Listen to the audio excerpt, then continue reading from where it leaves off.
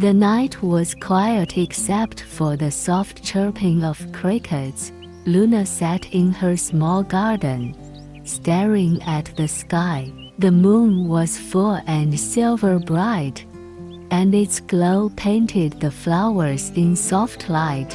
She loved nights like this, calm, peaceful, magical. That was when she saw it. From behind the rose bushes hopped a rabbit, but not just any rabbit. Its fur shimmered like stardust, and its eyes glowed like tiny lanterns.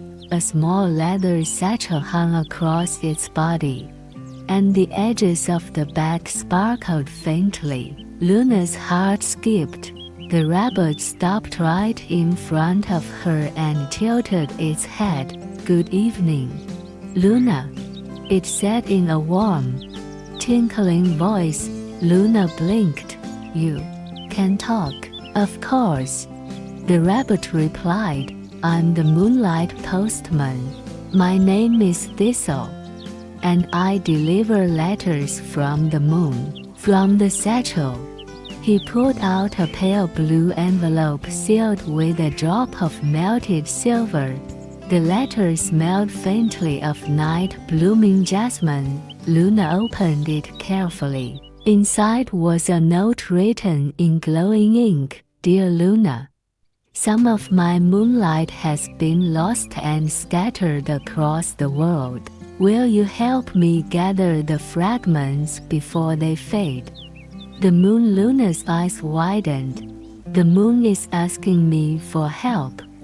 Thistle's whiskers twitched. "Exactly. But you'll need to leave now. Moonlight doesn't wait." Before Luna could ask how, Thistle stamped his foot. A swirl of silvery mist rose from the grass, wrapping around them like a blanket. When it cleared, Luna found herself standing on a glowing cobblestone path that wound through the clouds.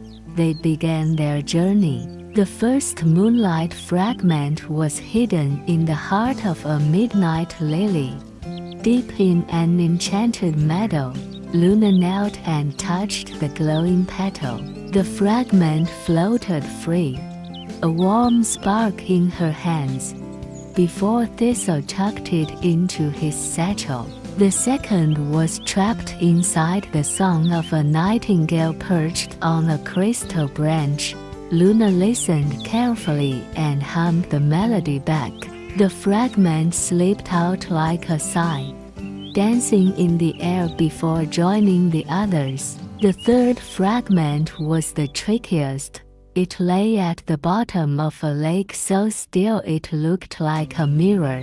Luna dipped her fingers in, and ripples carried the light to the surface. She cupped it gently, feeling it hum against her skin. As they traveled, Thistle told her stories about the moon, how it sometimes hid behind clouds when it was shy, how it sprinkled dreams over sleeping children, and how it missed the earth whenever it was far away. By the time they collected the last fragment, the night sky had begun to pale with the first hint of dawn. Thistle led Luna to a hilltop where the moon hung low, huge and luminous. "Place them here," he said, pointing to a silver bowl carved into the stone. Luna poured the fragments in. They melted into liquid light, flowing upward like a river of stars, returning to the moon. The moon's glow grew warmer, softer, almost like a smile. A final letter floated down into Luna's hands. "Dear Luna, thank you for bringing me home again. Whenever you see me in the sky, know that I am watching over you, your friend." The moon. Thistle adjusted his satchel. Time to go home. The silvery mist rose again, and Luna found herself back in her garden. The morning sun was rising, but in the corner, by the roses. A tiny sparkle remained, a small moonlight feather, left just for her. Luna smiled. She knew this was only the first of many letters from the moon.